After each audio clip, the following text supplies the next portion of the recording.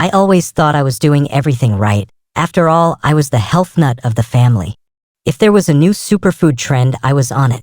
Greek yogurt for probiotics, protein bars after workouts, green smoothies with a hefty scoop of organic whey protein. It was practically my religion. It started subtly. A little bloating after meals.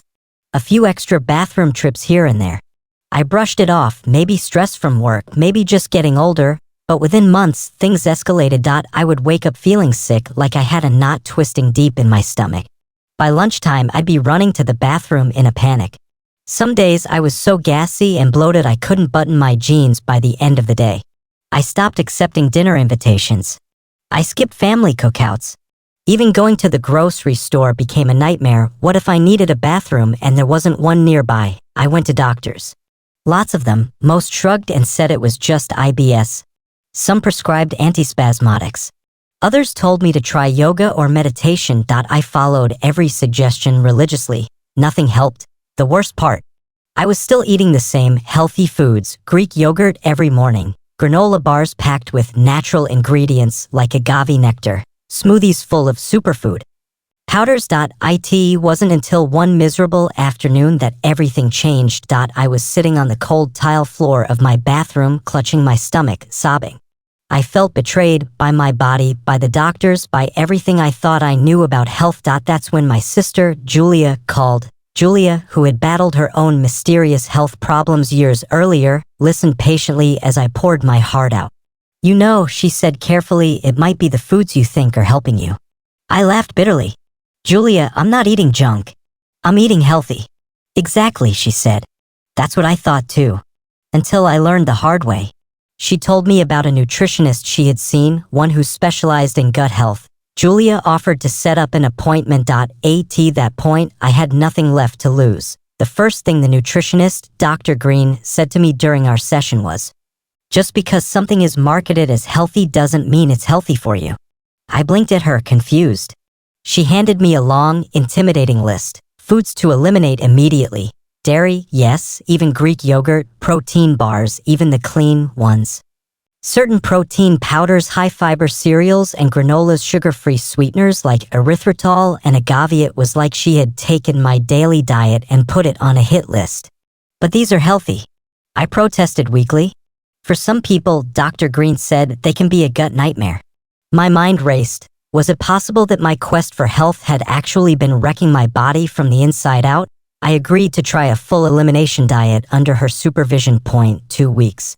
No health foods from the list. Whole, simple foods only. Nothing processed, nothing marketed. I was terrified and more than a little skeptical, but what happened next shocked me to my core. The first few days without my healthy staples were brutal. I had headaches. I was cranky. I missed my granola bars more than I ever missed chocolate. I hadn't realized how addicted I was, not just to the taste, but to the idea that I was doing something good for my body. By day 4, something incredible happened. For the first time in months, I woke up without stabbing stomach pain. I almost didn't trust it. Maybe it was a fluke, I thought. Maybe it was just a good day, but then day 5 came. Then day 6. The bloating that had made me look 6 months pregnant, it was disappearing. The constant cramping that kept me hunched over my desk at work, gone. Even my brain fog, that cloudy, heavy feeling I thought was just part of adult life, started lifting. I felt clearer. Lighter, somehow, like a window had been wiped clean. I went back to see Dr. Green after 2 weeks, feeling cautiously optimistic. She smiled when she saw me. You look like a different person. I felt like a different person. We sat down and reviewed everything. It turned out a lot of the healthy foods I'd been eating were absolute gut wreckers, especially for people like me who have sensitive digestive systems. Take Greek yogurt. Everyone praised it for probiotics, but no one warned me about the lactose. Even the tiny amounts in Greek yogurt were enough to inflame my already sensitive gut lining. Then there were the protein bars. Dr. Green pointed to the ingredient list I had brought in. Look at this, she said. Chicory root fiber. Erythritol. Inulin. These are high FODMAPs. They ferment in your gut and can cause bloating, gas, diarrhea, exactly what you were experiencing. My jaw dropped. I thought I was feeding my body premium fuel. Instead, I'd been pouring gasoline on a fire, and the green smoothies, They weren't innocent either. Between the raw spinach, high in oxalates, and the whey protein powder, laced with hidden dairy and sugar substitutes, I was triggering inflammation every single morning right at the start of my day. It was overwhelming, and honestly, it made me angry. How could the food industry sell these things as health foods without any warnings? How could doctors brush off symptoms like mine without ever asking about the so-called healthy diet I was eating? I realized I wasn't alone. Millions of people were probably suffering the same way, thinking it was their own fault that they weren't exercising enough, weren't managing stress enough, weren't strong enough, when really it was the system around them, the glossy ads, the wellness influencers, the one-size-fits-all advice setting them up for failure. It was a hard pill to swallow, but it also lit a fire in me. I wasn't going to be a victim anymore. I was going to figure this out for myself, for my future. That night, I cleaned out my pantry. Out went the bars, the yogurt, the cereals labeled heart healthy, the protein powders with glowing promises on the front but ingredients I could barely pronounce on the back. I stocked my kitchen with real food: sweet potatoes, chicken, berries, rice, eggs, zucchini, bananas, simple, whole. No labels screaming fat-free, or sugar-free, or gut health approved. Just food, the kind my great-grandmother would have recognized. It was a new beginning, but the journey wasn't going to be as simple as switching foods. There was damage to undo, and it would take me deeper into a world I never expected to face. The first month of eating clean went better than I could have hoped. My gut calmed down. I had energy again. I didn't have to scan every room for the nearest bathroom anymore, but beneath the surface, I could tell something still wasn't quite right. Even with the bloating gone and the pain better, there were odd days when my stomach would rebel without warning. A bowl of oatmeal, supposedly safe, left me cramping. A handful of almonds sent me running for antacids. It didn't make sense. I was eating whole foods. I was following the rules. During a check-in, Dr. Green nodded knowingly. "Your gut lining is damaged," she explained gently. "It's called leaky gut. Even healthy foods can trigger reactions until we rebuild the barrier." Leaky gut. It sounded like something from a bad sci-fi movie, but as she explained it, everything clicked. Years of constant inflammation from hidden dairy, fake fibers, sugar, alcohols, even pesticide residues had worn down the delicate walls of my intestines. Tiny gaps had formed, letting food particles and toxins leak into my bloodstream, setting off immune responses. My body wasn't just digesting food anymore. It was fighting it, attacking it like an invader. That's why even safe foods were causing chaos. Dr. Green outlined the next phase of my healing, not just eliminating irritants, but actively repairing my gut. We added bone broth, rich in collagen and glutamine L-glutamine supplements to help rebuild the intestinal lining. Fermented foods, but carefully chosen, like homemade sauerkraut, not store-bought yogurts loaded with additives, zinc and vitamin D, both crucial for gut integrity. A strict no-cheat rule, no processed foods, not even a tiny bite. It was intense. It was frustrating.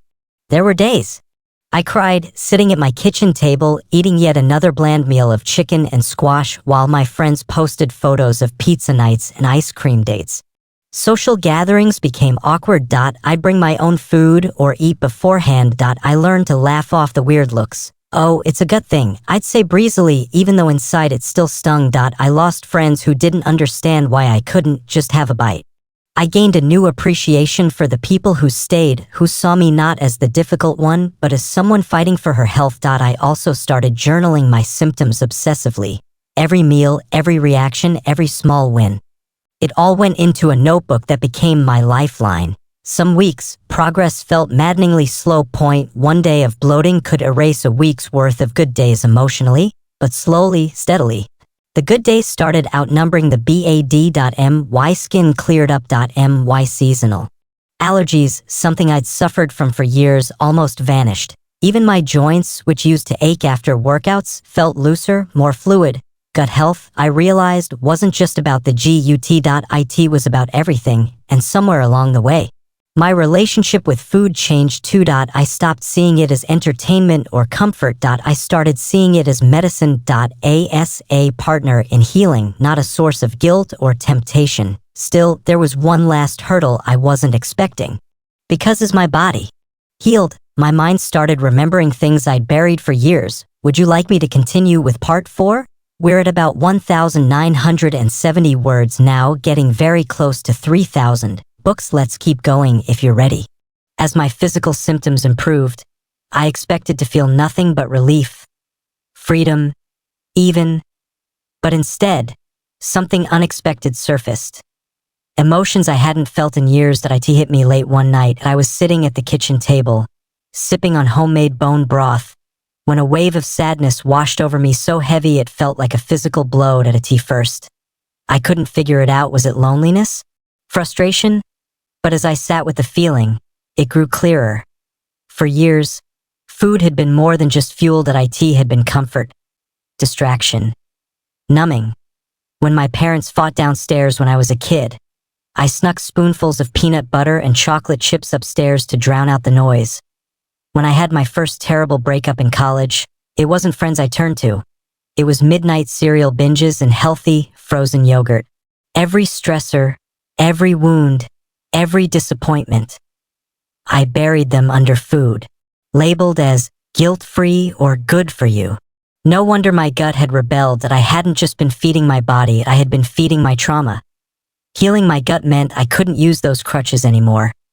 There was nowhere left to hide. I started seeing a therapist, one who specialized in emotional eating and chronic illness. IT was there, in a tiny, warmly lit office, that I finally connected the dots. You're grieving? My therapist said one day after I described the crushing sadness. Not just food, you're grieving years of mistrust of your body, of yourself. You're grieving lost time. I broke down sobbing, because it was true that I wasn't just angry at the food industry or at the glossy magazines that promised me health in a protein bar. That I was angry at myself for not listening to my body sooner, for ignoring the whispers until they became screams. But my therapist gently reframed it. You didn't fail yourself. You survived the best way you knew how. That line stuck with me. IT lifted a burden I didn't even realize I was carrying. Recovery, I realized, wasn't just about eating the right foods or taking the right supplements. IT was about learning to trust myself again. To hear the subtle signals my body sent, not silence them. And it was about finding new ways to soothe myself that didn't involve food. I took up journaling, long walks, deep breathing. I called friends when I felt overwhelmed instead of reaching for a snack. IT wasn't perfect. There were slip-ups. There were days I still cried at the grocery store, mourning the normal life I thought I'd have. But there were more days where I felt proud, where I felt strong. One evening, about 6 months into my healing journey, I went out to dinner with my sister Julia, the one who had first saved me with that phone call. I brought my own dressing for my salad. I skipped dessert without feeling deprived. And for the first time in what felt like forever, I didn't think about my stomach once the whole night. I thought about laughter and conversation, and the deep, satisfying joy of feeling fully present. IT wasn't just my gut that was healing. IT was me. But one final twist was still waiting. One that would change how I looked at food, health, and life forever. A few months later, when I felt stronger, I decided to go deeper into understanding what had happened to me. I wasn't content with just feeling better. I wanted answers. I started reading studies, watching documentaries, listening to gut health experts. What I found horrified me. The so-called healthy foods I had trusted, the protein bars, the yogurt, the cereals, weren't just sneaky irritants. They were designed to be addictive, formulated with a perfect balance of sweeteners, hidden emulsifiers, fake fibers, and artificial flavors to make you crave more while slowly inflaming your gut. Even worse, many products carried misleading labels: natural, organic, probiotic-rich, when they were anything but safe. The food industry had banked on one ugly truth: most people wouldn't notice the damage right away. The symptoms were subtle at first: a little bloating, a little tiredness, a little skin breakout, things you could blame on getting older or being stressed. And by the time people figured it out, they were too exhausted, too overwhelmed, too addicted to fight back. I realized then, Healing my gut wasn't just a personal journey. It was a quiet act of rebellion. That I wasn't just taking my health back. That I was refusing to be another statistic. That I started sharing my story online. Anonymously at first, little blog posts, Instagram captions that I talked about chicory root fiber and erythritol, and how sugar-free often meant gut-wrecking. I braced for backlash, but what came instead was an avalanche of messages. I thought I was crazy, but I have the same symptoms. Thank you for putting into words what I couldn't explain to my doctor. I didn't know anyone else went through this. It broke my heart and strengthened it at the same time. We were not broken. We were betrayed. One night, I got a message from a young woman named Alyssa. She was 23, just starting her career, and her symptoms sounded eerily familiar. The bloating, the brain fog, the endless cycle of trying new healthy foods that just made things worse. She ended her message with, "I'm scared. I don't know if I can do this alone." I sat there, staring at the screen, tears welling up, because I remembered that fear, that loneliness. That I wrote back simply, "You're not alone anymore." Today, my life looks different than it did a year ago. That I eat simply, mindfully. That I move my body because it feels good, not to punish myself for eating. That I still have to be careful. My gut is strong, but I know now it's a partnership, a relationship built on trust. And I know this, healing isn't linear. There are days of setbacks, days of doubt. But every good day is a victory. Every small choice matters. If you're reading this and you feel trapped in your symptoms, if you're blaming yourself for being weak or lazy because you don't feel better no matter how hard you try, please hear me. It's not your fault. You are not broken. You are not alone. And you can heal. It starts with listening to the quiet whispers your body has been trying to send you. It starts with questioning the shiny labels and the empty promises. It starts with choosing yourself. Fully, bravely, and without apology. Because you deserve a life where your gut doesn't hold you hostage. Where food is a friend, not a weapon.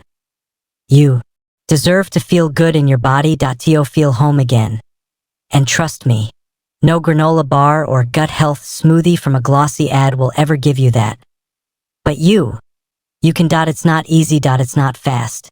But it's real, and it's worth it.